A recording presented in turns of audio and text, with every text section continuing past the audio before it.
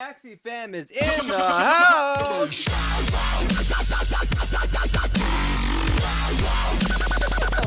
What's up, Axie fam? Let's get into my tier list. So you won't believe this, but I recorded this entire first section. Ooh, let me do my lens. And my microphone was unplugged. So we're gonna go over this real quickly. Must play to be competitive. Babylonia, or one other type of Babylonia. Babylonia, Little Peas, Ranchu, they're all right there. I only have Ranchu here. You know, Ranchu actually might be up there. Carrot Hammer, Cupid, Gecko Eyes, Indian Star, Nemo Ears, and Tri-Spikes. And that's if they don't fix the like prehistoric armor, those kinds of spike triggers that happen sometimes. They're like randomly giving you blood spikes when something happens when they shouldn't be. Very good without runes and charms, dual blades, innocent lamb, tiny dino, Gia, tiny fan, all because those are very good without runes and charms, right? A sleepless, don't really need runes and charm. Very, very good. It might even be up here. Sleepless might be king. Sandal's very good. Kestrel is insane without runes and charms. We might see Kestrel climb up to S tier. Because Kestrel, if you have 10 cards in your hand, you play Kestrel, you get 3 extra hits, so hits 4 times. So you're getting like, oh, it's so good. Dual Blades doesn't need runes and charms, but it does need other cards to build around it. So it may not actually be this high, but it is very good because you can target any Axie. You can target any enemy, right? Not just the front or the back like a lot of Aqua cards. Jaguar, very, very solid card. Hand in hand with Dual Blades and Jaguar. Goda, Chubby, so good. Hollow is insanely good against the decks that try to target down a specific Axie. Very good against those. It's very good against Sandal. It's very good against Koi. It's very good against Shiba. Anything that costs 2, Beach, Tiny Fan. It's an excellent counter to Tiny Fan. Gotaro, insanely good, but not as good as the others. But it is going to be very good without runes and charms. Inkling, very good. Twin Tail, Risky Beast, Lamb, the last one, Incisor, Gravelant, Earwing, Post Fight, the Leaf Bugs, Parasite, Grandma's Fan, Small Frill, Gill, Goldfish, Rice. Then we go to Potato Leaf, then Kingfisher, only because the damage, right? The damage is pretty efficient. We're thinking Naked right here, right? Very good without runes or charms. 85 is pretty solid. Goda, we have Fishknack, Pincer, because it gives 120 value for 1 energy. Very, very good against AoE as well. Furball, because it's like the beast equivalent of Goldfish. Garish Worm, because it's very good against the tiny dino meta. Angry Bird, because the value, you get 80 value for 1 energy. And 20 healing, so it's 100 value for 1 energy. Very good. Confused, because the card goes on top of your opponent's deck. Hair Dagger, because it scales well against the retain cards. As retain cards become more popular, people are slapping Scotch Tape, Sticky Lizard, and Sticky Octopus on top of their cards. Hair becomes really good. Anemone is very good by itself. Green Thorns is so consistent. It's so crazy that this card can target anything for the healing now. Mavis will be very good and almost required at the beginning of the season. You need to play Mavis to compete. And as the season goes on and people start to craft more powerful runes and charms, Mavis will fall off for a little bit. We went over Anemone already. Axie Kiss, very, very good in the aggro decks. Ant, I haven't played against this at all. Was very good last season, but with the right deck, I think Ant could be a king. It's going to be a powerhouse. It might replace Egg Bombs. Either that or Cattail will replace Egg Bombs and how they were played on the Rage teams. We have Pincer is very, very good. Being able to target whatever you want, the front or the back. You can't target the mid, though. And healing extra energy. The only drawback to Piranha is that if you kill the target with the attack damage, you do not get the heal. So, I mean, it makes sense. But Tri-Feather, very good in the feather-based teams. Chubby, so insane. I thought 40 damage was such a huge nerf. But you're pretty much guaranteed to get at least 1 or 2 blood or bleed triggers from your opponent. So Dual Blades and Chubby, hand in hand. Gyro, it applies Fragile, which might be important against all the Snail Shell and Timber-based decks that we'll see when people are playing Naked teams. Pumpkin, very solid. It's so weird that you're probably thinking, like, I have Turnip so high because Turnip just absolutely shuts down so many metas that it's kind of a big deal, right? So if we have Mavis and Robin metas at the beginning and Trunk metas, Hollow, at the beginning, Turnip will be very good and it'll fall down as the season goes on, right? Feather Spear will be important, but the damage is so low, it's gonna fall off as the season progresses. Same thing with Cerastes. It does 85 for 1 energy, but as people start playing around the shielding metas, the sticky goo, like Gravelant, lagging metas, as we play around those and start playing more Arcos, and then later on we start playing like Lens of Truth and stuff, and we start playing Beaches to counter all the Snail Shell and those kind of trap cards, this will fall off significantly because it is a secret. Double Tuck's very good on its own, doesn't require, you're getting 2 curse cards in your opponent's deck, both of which will do damage, and they do more and more damage over time. So if you have a triple Double Tuck, it might be a very solid team on its own. Timber is very good. A lot of bonus stats, sweet bonus effect. I mean, it's a very well-rounded card. Hot Butt, not as good as Timber, but being able to target anything, and you're basically getting 25 healing, and then you're getting 24 damage because you're getting one burn does 24 damage, 8 to each Axie.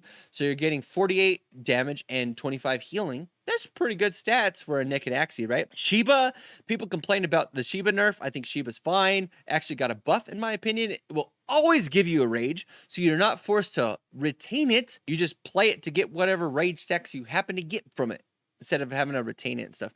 Tadpole, are drawing it out at the wrong time. Tadpole, very good, very solid card. Don't need runes and charms. I think Koi, we might see some more play as people start leaning more towards curse decks. Koi will be very good because you get to use all of your energy, right? And you get to target the front or the back. Leaf Bug, very good. Doesn't need runes and charms. Gets better as you retain it. But applying the Cocoon, you get flat bonus 12 shield. But people don't realize Cocoon also states that for each Cocoon stack, you retain 5% of your shield at the end of your opponent's turn. Maximum stack of 10 Cocoon. So you can retain 50% of your shield. That with Adaptive Program or Shield Backup, once they realize that you could retain up to 100% of your shield, that's why they nerfed Shield Backup. Just so you know, because Cocoon is a thing. Merry Legion, 80 shields out the gate is pretty strong. Being able to shield your whole team. So against the right team, it is very good. Sirius, very okay damage. Mitt is very good. The cleanse are very important. Snail Shell, once you have runes and charms, it's going to be insane. You're getting like 94 shields for one card. On Shield Backup, you're shielding for like 110 and getting energy fragments is disgusting. Absolutely disgusting. This with Innocent Lamb, Nemo's just fine. It doesn't need runes or charms to be good. Triple Nut are all going to be very good at the very beginning. Nyan, very good without runes and charms. Same thing as Oranda. Good against Feather Fan teams. Very good against the Rage teams, the Bubble teams. Good against all those. Peacemaker, very good against the Shiba and cards that are decks that are playing a lot of 2-cost cards. Very good against those. Pagona, very good. Very strong card. Don't need runes and charm. You get to apply taunt to yourself, and that's very important against a lot of matchups where you need to keep your frontliner alive for like one more turn. Perch, very strong. Once you have 4 and 5 energy, you're hitting for like 140 damage per energy. Once you have the right runes and charms, this one becomes very good. Same thing with Yam, very solid card. You get 60 damage plus 9 total, 6 total poison stacks, which does 6 and then 3. So you're doing a bonus 9 times 3 is 27 plus 20 times 3. So you're getting 97 damage or something like that for 1 energy. Very solid. Rosebud, you're getting 65 healing and 1 cleanser to prevent you from getting hit with another possible fragile or invulnerable. Swirl is fine. It's getting a couple shielding and a couple confusing your opponent's deck. It's pretty good. Pretty good without runes and charms. Trump hitting for 25, but hitting three times, so it hits for 75 base without runes and charm. Very solid. Pupae, the bonus effect that it gets, so you're getting 70 shield plus Cocoon later. So this will end up shielding you throughout if you play this turn 1, you're getting 70 shield plus you're getting Cocoons on your other guys, so you're getting like 70 plus 12 shields for every turn for the rest of the game. Very solid. Rosa, it's good without runes and charms, but it's very bad. I think it doesn't give the poison anymore, and it goes on top of your deck every turn, which makes you draw it every time. So it's fine for like randomly getting your opponent out of a card. Like you can sometimes basically destroy an opponent's energy sometimes. So very medium needs runes and charms. At the top we have Winghorn because you need the right team, Leafy because you need the right team, Swallow because you need the right team, but all very good cards. I think Leafy might be a little bit worse because it requires the right cards to be good at all, whereas these can be good. These are good against the right team, and just you get 45 damage times 3 divided by 2, so you're getting like okay energy, but then you get to draw those extra cards. So you need the right team for all 4 of these to be good. Risky Bird is meh. Topaz need the right team. Square Bite need the right team. Zen right team. The next one is Feather Fan. You can't see that. Caterpillar, you need the right team. Ronin's good with the right team. Cecil, good with the right team. Robin, good with the right team. So you get the idea there. Blackmail, good with the right team. Unko's just medium. Needs runes and charms to really be good. It's only 60 base damage. But you do put a goo. So it's a little bit stronger than some of the other cards that put stuff in your opponent's deck because they have to spend an energy or else it goes. Plus it adds to other effects. Scarab, it hasn't been really important in this meta. Larva is fallen off because you cannot put the draw card effect on it anymore. Zigzag's okay then since the change. Croc, we have Lotus, Sidebar, Cute Bunny, Curly. We have Potato Leaf feels pretty good. Clear feels really good with the right rune. If you put Scotch tape on Clear, you can win games because of it. Buzz, you got to have the right setup. Catfish, got to have the right setup. Arco's just medium against the right team. It's very good. Here's another Unko. Hatsune feels bad. Herbivore feels bad. Lagging has been surprisingly good. That should be a little bit further up on the list. Imp, I think, should be a 0 cost. And then when you're raging, you get that sweet bonus. Rage just needs a little bit more of a push to put over the top right now. Nobody on the leaderboard on the top 100 has been playing it in the off season. Nuts are fine. Heroes just medium. I haven't seen Cloud. It's on our list of cards we need to try out. Iguana is meh. Healing teams aren't a thing anymore, so it's not very important. I haven't seen anybody play Hermit. Little Owl's fine. But it definitely needs the right runes and charms and setup to play. Bamboo Shoot. You'd think the Leafy team needs it, but they rely so heavily on the runes and charms to do it that Bamboo Shoot becomes less important, and they end up playing a different card on the horn, right? And now with the change in Biden's now heals for 40 and cleanses twice and gives you 2 leaf. So you just play Biden's for your leaf generation, right? Instead of playing Bamboo Shoot. Maybe you play both. I don't know. Beach is very good against the curse related teams, so you can make sure you're doing a lot of damage, but it's only 62 damage per energy. You get to remove 2 secrets. So it feels kind of in a weird spot. Poppy's fine. Needs a little bit of a buff to the. I like the retain feature and the draw card trigger giving a leaf. So it's kind of nice to have that bonus energy generation. It's like gains you 4 energy for the rest of the game as long as you have the leaf, right? Caterpillars needs runes and charms. So does Spike. Biden's I think still needs runes and charms to be good because I don't believe it has retain anymore. They took retain off but gave it the 40 healing, so kind of nice there. Blossom is fine.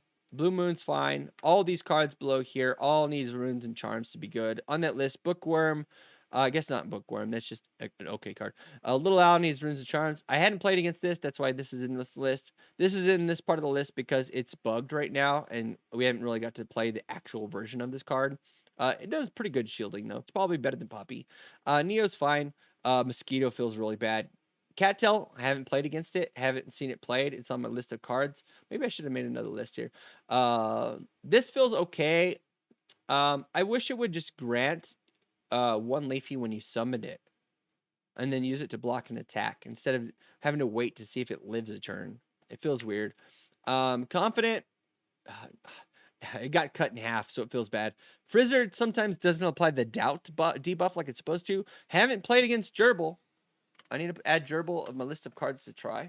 Lucas feels fine if you have the right setup. Other than that, feels whatever. Pliers, it feels wonky. I haven't seen many people try out Pliers in any builds. Pocky seems wonky. It hits twice.